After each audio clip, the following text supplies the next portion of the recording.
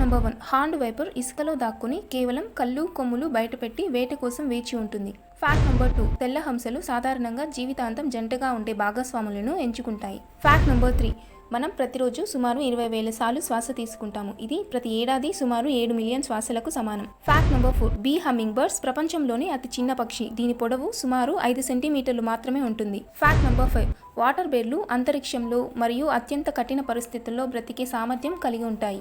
Fact number 6, వాంబాట్లు తమ ప్రాంతాన్ని గుర్తించడానికి ఘనాకార మలాన్ని ఉత్పత్తి చేస్తాయి.